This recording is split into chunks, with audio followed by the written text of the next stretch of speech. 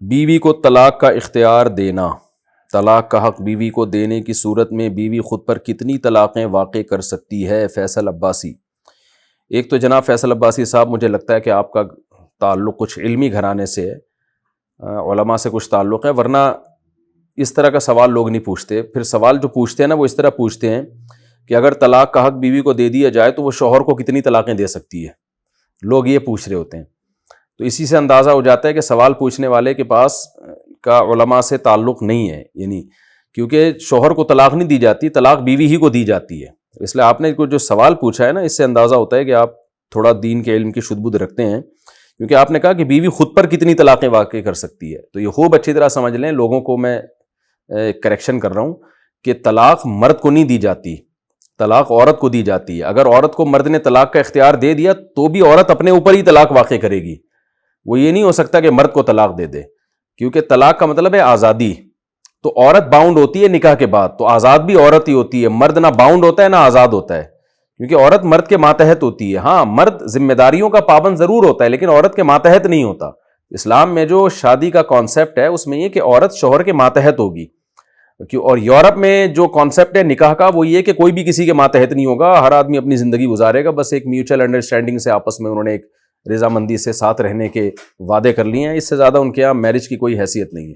لیکن باؤنڈ اتنا کر دیتے ہیں کہ طلاق کے بعد آدھی آدھی جائیدادیں دینی پڑتی ہیں، تو ایک عجیب ہی غیر فطری سا نظام مسلط کیا ہے۔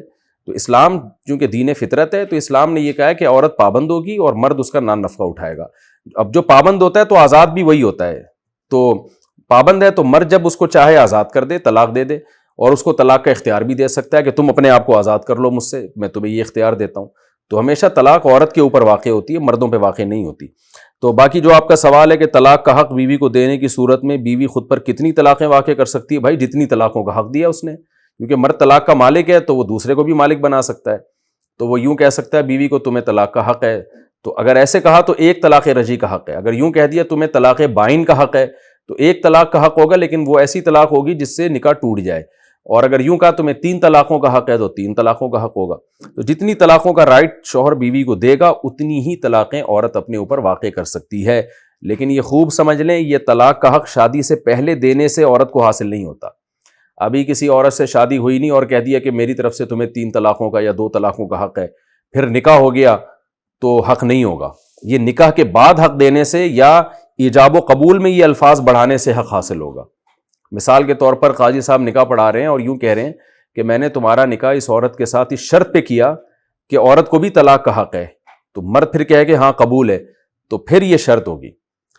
نکاح سے پہلے اگر پیپر پہ سائن کر دیے اور طلاق کا حق دے دیا، نکاح نامے پہ سائن کر دی، ابھی ایجاب و قبول ہوا نہیں ہے تو اس کی کوئی شرعی حیثیت کچھ بھی نہیں ہے۔ لہذا ایجاب و قبول کے بعد حق دے گا یا ایجاب و قبول کے اندر یہ الفاظ دہرائے جائیں گے تو عورت کے پاس طلاق کا رائٹ طلاق کا حق آئے گا۔ اچھا، اس میں بعض دفعہ یہ ہوتا ہے کہ طلاق کا حق اس مجلس کے ساتھ خاص ہوتا ہے،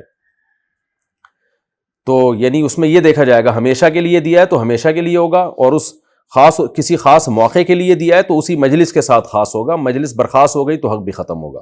تو اس لیے اس طرح کا کوئی کام کی ضرورت پیش آئے تو پہلے علماء سے مشورہ لے لیا جائے، ان سے شرعی مسئلہ کہ بھئی میں اس طرح سے، یا عورت چاہتی ہے کہ میں طلاق کا حق لوں اپنے شوہر سے، تو وہ کیسے؟ بعض دفعہ ایک عورت کسی مرد سے نکاح کرتی ہے، اس کو یہ ڈر ہوتا ہے کہ یہ ظالم نکلا تو میرا بنے گا کیا؟